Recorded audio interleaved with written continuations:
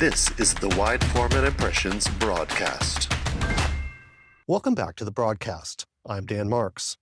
On the opening day of this year's Wide Format Summit, I had the opportunity to sit down with Marco Boer, President of IoT Strategies and perennial keynoter at the annual summit event. We talked about a wide range of topics, all of which, in some way, point to a changing segment and an intriguing future. Marco Boer, welcome. Nice to see you. So, first of all, is wide format growing as a segment? And if so, why or why not? It depends how you measure it. Okay. So it's growing in terms of square footage of output printed. So that's the great news, because that's really ultimately the thing that you want to measure. If you're an equipment manufacturer and you look at this business, you basically say it's not growing in terms of number of units sold, but the reason is these machines are getting more productive, the install base is growing, and so at the end of the day, the market is shifting. Now, what markets or applications do you think are currently contributing to growth in the wide format segment? So the wide format segment is not one holistic segment, the way you might think of it. It is made up of lots and lots of specialties. And specialties are great because you can charge a lot of value for specialties. So the things that seem to be growing fairly significant these days are things like wall coverings, experiential graphics that create a retail space in a way that you couldn't do any other way. We're even seeing things, for example, coverings on ceilings in restaurants, trendy restaurants, and people taking old handwritten letters and making wall coverings out of it in hotel bathrooms. And so those kinds of things are really growing very, very strongly right now. The other thing that's growing very quickly is custom-oriented fabrication designs. And the example I often cite is the Louis Vuitton store in Fifth Avenue, where that was wrapped for 2 years in a 7-story steamer trunk contraption. Just iconic. Everybody talks about it. Yeah. And then the other thing that's growing is for those that are heavily focused on basically a single type product that is blasted out through social media and everything else from an advertising perspective, lawn signs, for example. That segment, if you're the company that figures out how to reach all those customers that are looking to have political signs or graduation signs and all that, that's a phenomenal business if it's low touch. Okay. And then, obviously that as a business decision, that speaks to either generalizing or specializing.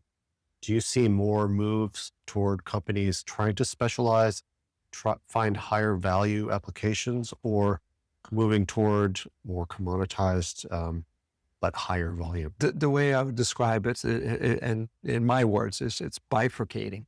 It's splitting into two. Mm-hmm. So if you're going to survive, you have to do one or the other. You either have to get super productive and efficient and make it up on volume, or you've got to get way more specialized. But if you're in the middle and just occasionally doing a print here and there, you're not going to grow. Okay. Now, we're here at the Wide Format Summit in Bonita Springs, Florida. And I know just a bit later today, you're going to be doing a presentation. One thing you're going to be talking about is the fact that, the OEMs are coming out with a lot of systems that have interesting, new, novel capabilities, things that allow companies to do more or different.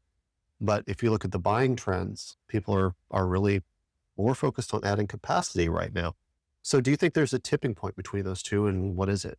No, I think if you really step back, what everybody needs unequivocally is more productivity, more capacity. And the reason that's happening is that the marketplace is consolidating.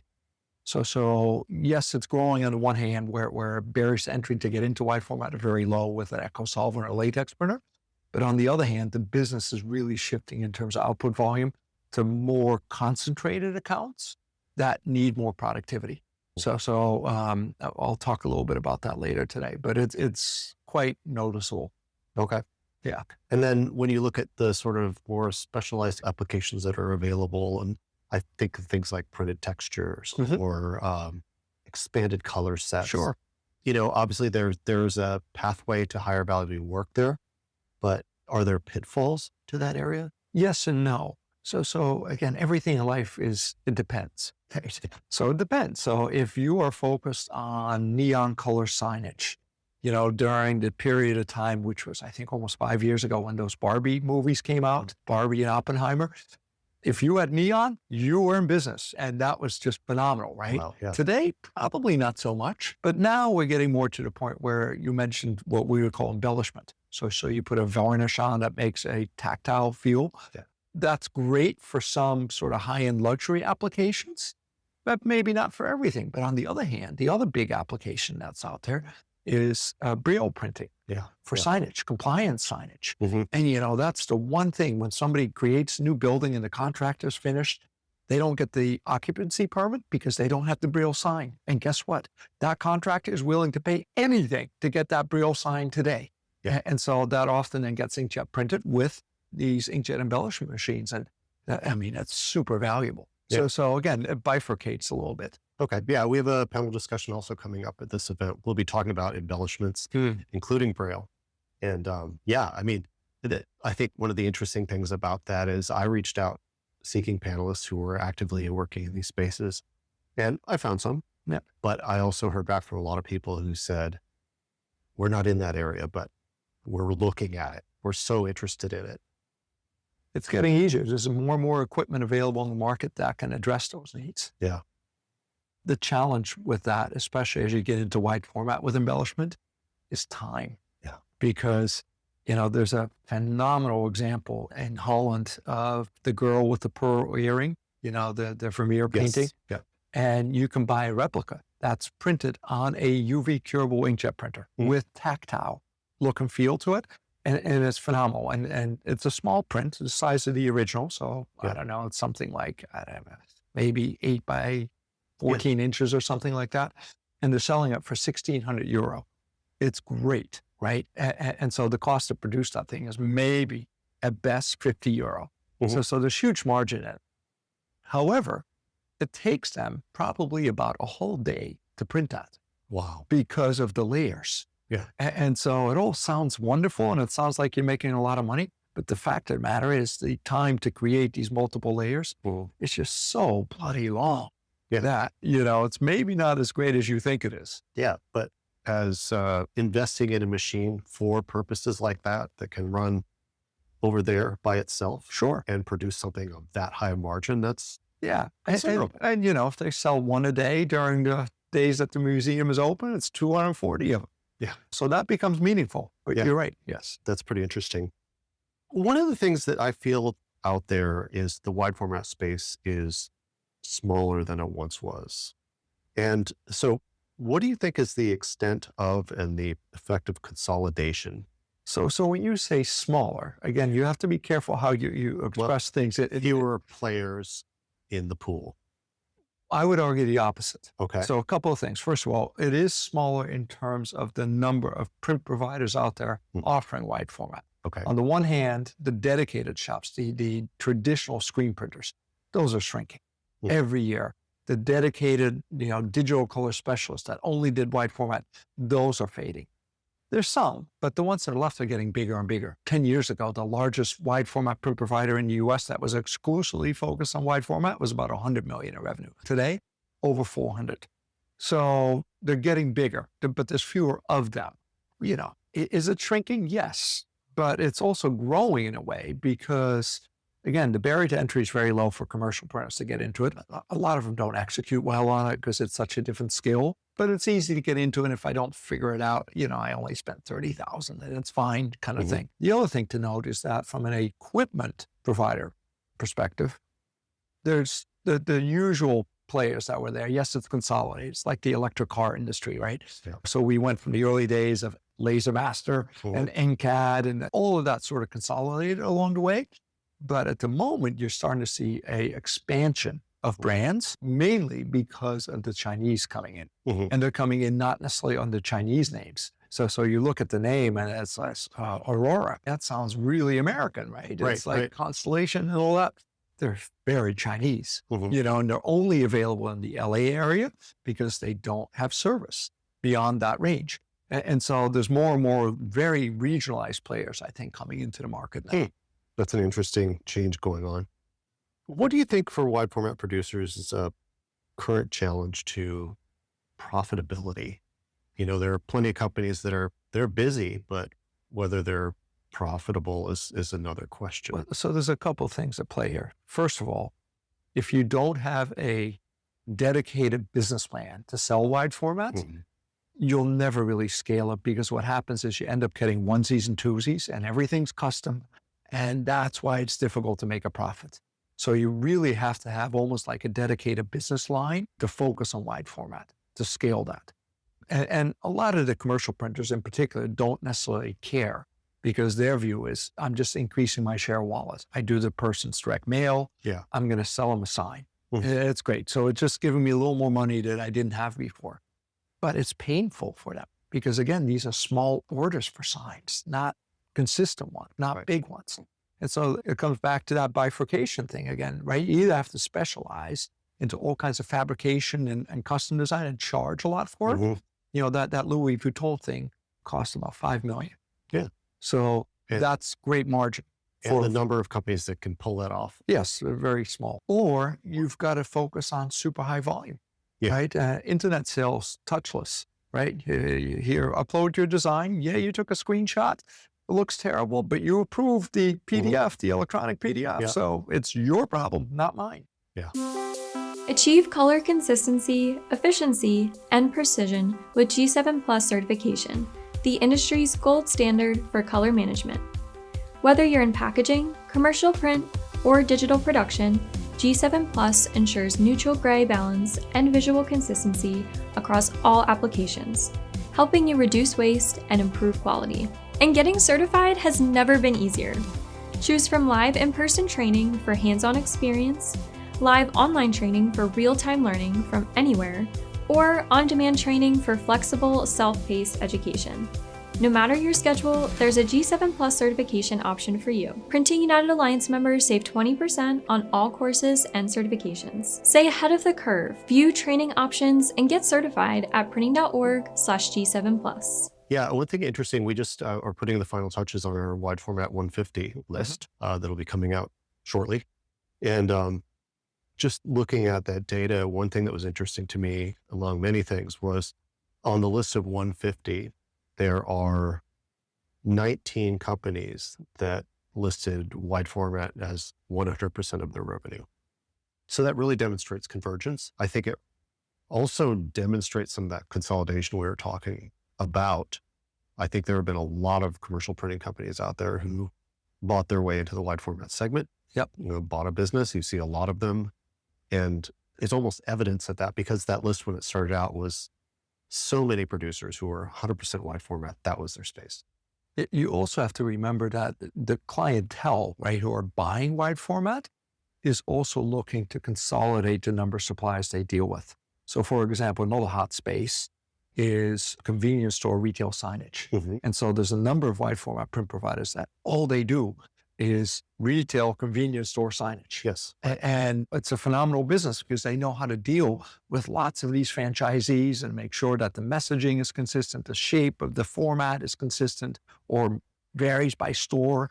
You know, my favorite example is Target, where they have still paper pricing on every one of their shelves, and it needs to be updated every week. And so one of these print providers prints the pricing of these shelf tags in order of every single aisle, which varies depending on the store. Sure. And so now the labor to install these new signs has dropped dramatically, because it's exactly in the order 1, 2, 3, 4, 5, right? Kind of thing, rather than somebody having the fish at the bottom of the pile for that sign that belonged on that shelf. Yeah.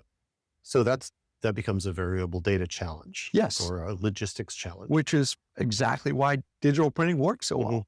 And that kind of feeds into my next question. And to some degree, I feel like ACT, or the process of wide format printing, is kind of a commoditized activity at this point. And the value actually exists either before or after the print, whether you're managing data or whether you're doing, as you mentioned, fabrication or installation or very customized finishing. To me, that's the value opportunity. The fact that you can put process colors on any of those substrates is no longer a novelty. So what you really hit upon, and it hasn't been for years, Dan, is that digital printing commoditizes the skill set, because every single wide format printer is equally good And you're no longer competing against understanding ink water balance or screen, cleaning, or God knows what the little nuances were, right? Right. If you can't make a good print I- now, Yeah. It's you just shouldn't be in business. exactly. So you're right. So the differentiation really comes down to workflow, volume, and productivity. Those are the big things. And then, of course, understand the applications and the ability to fabricate that into whatever needs to be delivered. Okay. But yeah, it's pre and post print where Yeah. all the differences occur. You're absolutely right. Now, are you seeing more movements among wide format producers of redefining what they do? I know going back with, we're not a wide format printer anymore. We're a solutions provider, which is a term I never liked because it doesn't mean anything. Yeah. But here at the Wide Format Summit, I know we have 2, maybe 3 attendees whose companies are specifically focused on wall coverings, and they brand themselves as wall coverings producers. The fact they're printing is secondary to their customers, right? So I think you're hitting on something that is true, where if you are going to be competitively differentiated, you do probably have to specialize in 1 or 2 areas. And the skill set in wall covering is very different than the skill set in making retail signage. And so, yes, and then it becomes more about having access to content and managing that content. And yeah, again, the print process is commoditized. You're absolutely right. But it's everything around it where that value gets created. Yeah. And I think, I think companies should evolve over time. I think any company that's just standing still and doing the same thing 30 years after without any change, either they're really good at what they do and they targeted well, or they're maybe kind of stuck. As companies sort of redefine themselves, like, do you think there is a point of departure where a company has a realization of, oh, we're not a wide format job shop anymore. We are focused on QSR approaches, or we are a wall coverings provider. We have specialized to the point that we're going to redefine what we are. I think these things are never as strategic as you would like to think they are. Okay. It's not like you go away for a week on vacation, come back and say, I'm going to reorganize my company to do this. Usually what triggers it is some external factor where somebody comes in and there's a crisis or something blows up. And then you realize, oh God, I can't sustain this. I got to do it a different way. One of the things that we're quite worried about looking ahead, and it's really coming out of Europe now, is the fact that these extended producer responsibility laws are at some point going to force the print provider to take back the sign that he printed. And he's going to be responsible for properly recycling that, and there's a cost associated with that. So now the big thing that's going to happen is you need to be able to track that you printed that sign and not some competitor, and you're taking back your competitor's sign, having to pay for the recycling. Right. And so QR codes are going to become a much bigger deal on every sign going forward. And of course, nobody wants to muck up the beautiful design with the little barcode at the bottom, right? Right. And so now the problem is, oh my God, do we print it on the back? But these wide format printers don't easily print on the back. And so, the list just goes on. And yeah, I could put a label on the back, but then what if somebody, printed a bunch of fake labels and, so it's going to get more complicated as time goes on. Interesting. This is a general question, but I love to ask it. Do you think there's one thing that wide format producers today should be really paying particular attention to that they maybe aren't? I would answer that in a different way if I were talking to an equipment provider than I would if I were talking to a print provider who's buying these machines, right? So the thing that they need to be paying attention to is life cycle. Because, I bought this machine 10 years ago. It's great, but I can't get parts anymore for it because the board that's in there is no longer made by the component supplier who supplied my equipment vendor. And so we've got to start doing a better job as a printer equipment manufacturer community in communicating forward when things are going to end the life so that I can make my investment decisions. Because again, if I've had that wide format printer for 10 years, yeah, it might be perfectly fine, but I'm probably missing out on a bunch of things, and I'm risking that I'm going to be out of business, right? If that board isn't available. And of course, these newer devices are more versatile, they're more productive, they probably have lower running costs. And so, the enigma in the world is I've got something that's perfectly fine. It's like people with cars. I got a 20-year-old car, it's great. But the reality is a modern car is going to be safer. It's going to have Right. better fuel consumption. You're going to be able to get parts for it. Mhm. But yeah, okay, you have to pay for it, but you end up paying one way or another. It's just, it's Yeah. where you make that payment. I completely relate to that. I'm a rather thrifty person, and I got a new car a couple of years ago, and it was shocking. Yeah. Wow. And all these features I'd never That backup camera, enjoyed before. can't live without it at this point. I had to put all my cassette tapes out of the old car. Can't use them anymore. Okay. And then this is a bit of a crystal ball question, but how do you see the segment being different in 5 years' time? Oh, so that's my story for today. Mhm. So at the Wide Format Inkjet Summit, one of the things that we can see in our data is that EcoSolvent and latex are the core of the market, right? Because they're easy to buy in the scheme of things, and they're very good products. But as the market consolidates and the big guys get bigger and bigger and they want to be more price competitive, so they need more speed, lower running costs, we're seeing a shift away from EcoSolvent and latex Mhm. in terms of output volumes, more and more towards the high-end latex and UV curable, Okay. because people are looking for that productivity. And it's really fascinating. So today, only about 16% of all wide format printers sold around the world are UV curable printers, Okay. but they account for over 40% of all the output produced. So you get a real big shift. And so that comes back to, where do I want to be? Well, if I'm going to be in the wide format business as my sole business, I'm going to have to shift to this higher productivity segment. But if it's an ad hoc business that complements what I do in general marketing and direct mail and staying with my latex and low-end latex and EcoSolvents, totally fine. Yeah. Yeah. I mean, I think companies that are wisely run realize that there is a whole huge portfolio of systems out there. And it's a matter of finding the right machine for what you need, Exactly. not just, you don't have to buy the top of the line $2.5 million press. And depending on your business model, $15K may cover it. But the good news, Dan, is there's so much choice and variety out there today. Yeah. And we haven't even talked about finishing, which is getting even better and better as time goes on. So this is in a way the golden age in terms of choice for a print provider. Because if I figure out where I want to be, there's enough of the resources out there to help me execute on it in a way that just didn't exist years ago. Yeah. One more question. In terms of durability, and I'm talking about print durability, do you think we're where we need to be in wide format in terms of longevity, let's say? I know wide format inkjet still doesn't hold up to, let's say, what screen printing could do for certain applications when you get into things like traffic signs. Will we get there? Do we have to get there? Is it important? So I would argue we don't need to get there, because the reality is things like traffic signs have been produced for such low cost for so long that inkjet doesn't add any value to it. Yeah. There's not enough versioning, if you will, in a stop sign. They're all the same shape and size. Sure. So there's really not a whole lot that digital printing can add.